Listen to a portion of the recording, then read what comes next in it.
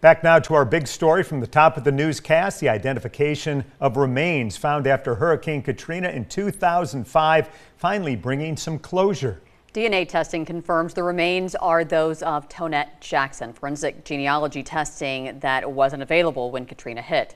Today, WKRG News 5's Asher Red spoke with the reporter who interviewed Jackson's husband in the aftermath. I hold her hand tight as I could, and she told me, "You can't hold me."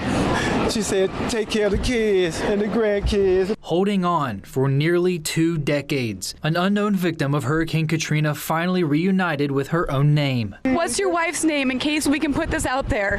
Tonette Jackson. Tonette Jackson, who went by Tony, is finally identified. Likely the last person to see her alive was her husband, Hardy Jackson. The two were on the roof of their house, holding on to one another before the roof split and forced the family apart. Jennifer Merrily is the former WKRG reporter seen speaking with Hardy. Merrily says that while Hardy Jackson passed away in 2013, the efforts to find his wife lived on. We searched for her for so long, for so many years.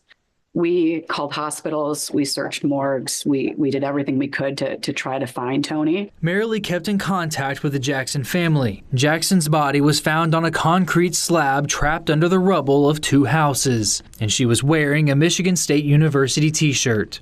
To know now that she was so close all these years is heartbreaking. I wish Hardy would have known before he died. For nearly 2 decades, Jackson's remains stayed right here, and they were given the name Jane Love. What investigators had always told the family and told us is they thought she was lost to the storm surge and that she wouldn't be found. Didn't know that she could have been there. Pascagoula police confirmed that Jackson's body was exhumed in February for DNA testing. Jackson's daughter did not want to comment at this time. In Pascagoula, I'm Asher Red, WKRG News 5.